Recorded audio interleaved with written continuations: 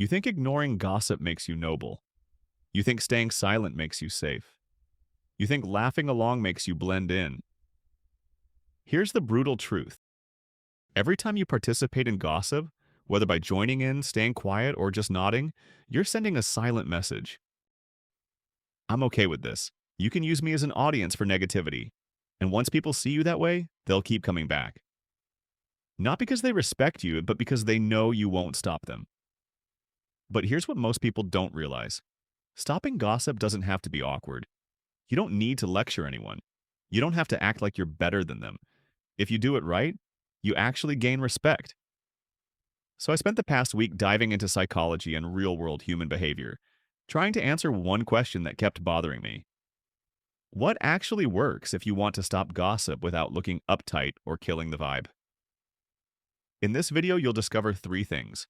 Why gossip feels irresistible to our brain. 4 psychology-backed strategies to shut it down smoothly. And 2 bonus techniques for when you're done tolerating toxic energy. Period. By the end, you won't see gossip as a trap. You'll see it as an opportunity to secretly earn respect. Part 1. The nature of gossip. All right, let's start here. Why do humans gossip in the first place? Psychologist Robin Dunbar suggests gossip wasn't born from malice, it evolved to connect us. Thousands of years ago, sharing stories about others was how we built trust. The first kind of social glue that held tribes together. But here's the irony. The very thing that once bonded us now breaks us apart. In today's world, gossip doesn't build trust. It breeds insecurity. It creates cliques, mistrust, and slowly kills credibility. Marcus Aurelius, the Stoic emperor, just said it perfectly. If it's not right, don't do it. If it's not true, don't say it. Simple. Yet somehow that rule gets broken every single day. And here's a sneaky psychology term you should know: triangulation. It's when someone tries to pull you into a fake alliance by putting someone else down. Feels flattering in the moment, right? Like you're being trusted. But here's the truth. If they gossip with you, they'll gossip about you too. That's why Mel Robbins has a rule I love. I don't talk about people who aren't here. You don't have to say it out loud, just keep it as your inner rule. It shifts your whole mindset. You stop seeing gossip as harmless talk and start seeing it as a game you never agreed to play. Part 2. Why confronting gossip backfires. Here's where most people mess up. They hear gossip, get uncomfortable, and try to shut it down directly. And instantly, that they're labeled too serious, can't take a joke, or worse, they become the next topic of gossip. That's the backfire effect in psychology. When people feel attacked, they don't reflect, they double down. Most gossipers don't think they're being toxic. They think they're bonding, being funny. Just telling the truth.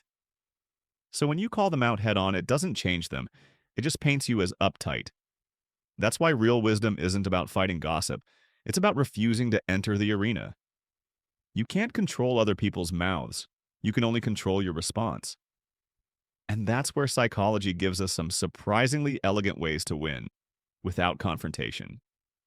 Strategy number 1, kill it with kindness.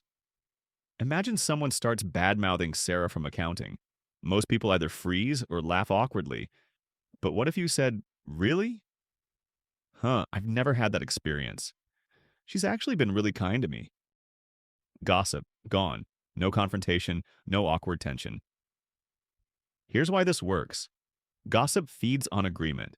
It's built on what psychologists call the social bonding theory. People gossip to connect, especially when they feel insecure. By staying calm and kind, you remove that shared negativity. It triggers what researchers call cognitive dissonance, that little mental discomfort when kindness meets negativity. The gossiper might not admit it, but your response makes them rethink their tone. Marcus Aurelius said it best. The best revenge is not to be like your enemy. When you respond with quiet grace, you don't just stop gossip, you elevate the room. Strategy number 2, add a layer of neutrality. Sometimes kindness alone doesn't stop it. The gossiper doubles down. They go, "Well, maybe she's nice to you, but you don't know what she did last week. Here's your move. Stay neutral." Could be. Everyone has different experiences, or maybe she was just stressed that day. Deadlines can make anyone act off, you know? That's it. No defense, no offense, just calm neutrality. Psychologists call this emotional reframing. You're removing the emotional juice from gossip. It's not about agreeing or disagreeing, it's about ending the emotional circuit. When people reframe gossip with empathy, it significantly reduces social tension because empathy kills judgment. You shift from us versus them to maybe there's more to the story. In Stoic philosophy, there's a concept called sympathia, the idea that all things are interconnected and people act from causes, not malice. That mindset helps you preserve your peace and your dignity. Strategy number 3, shift the spotlight. Now that the emotional charge is gone, it's time to move the conversation. Just say something simple.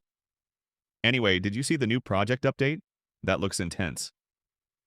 Or, by the way, how's your team holding up with all these new deadlines? That's it. You shift the ball to them, redirecting the conversation so they talk about themselves, not others. This is called topic shifting, a classic technique from social psychology to keep harmony without compliance. You don't embarrass anyone, you don't make a scene, you just redirect. Smoothly. Think of it like social aikido. You don't fight force with force, you just let it pass by you. Strategy number 4, break the tension with humor. Sometimes all you need is a little bit of humor. When the gossip starts heating up, drop something light like, "Wow, this is starting to sound like a Netflix drama.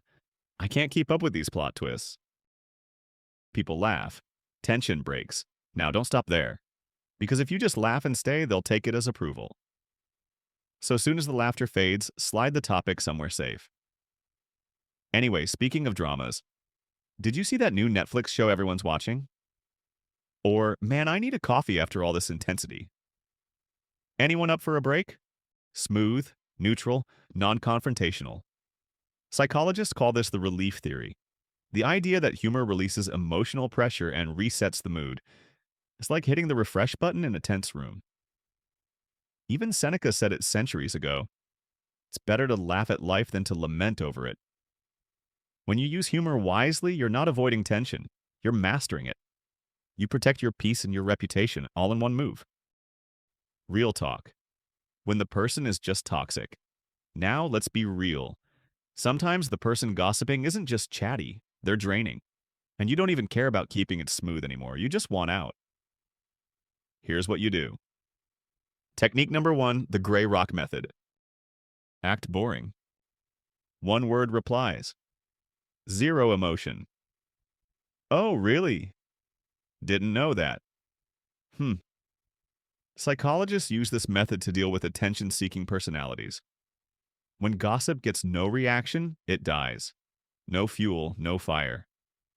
Technique number 2, set a clear, kind boundary. If you want to be honest, be honest. Hey, I'm really trying to stay in a positive mindset lately. Part of that is not talking about people who aren't here. Can we switch topics? You stay calm, you stay polite. And if they get awkward, good. They should. That's how social correction works. Awkwardness is sometimes the only way people learn. And remember, anyone who gossips with you will gossip about you. Protect your energy. Guard your reputation. Final thoughts. Here's the truth. Gossip isn't really about the person being talked about. It's about you. It tests your discipline, your empathy, and your self-respect. You can't stop gossip from existing, but you can make it irrelevant to you. Epictetus said it centuries ago. You can't control others, only yourself. So when you choose not to gossip, you're not just protecting your peace. You're training your character. Because in a world where everyone talks, the person who listens carefully, speaks kindly, and refuses to join the noise is the one everyone truly respects. So tell me, which of these strategies would you actually try the next time gossip starts? Drop your answer in the comments. I'm picking the most insightful ones for the next video.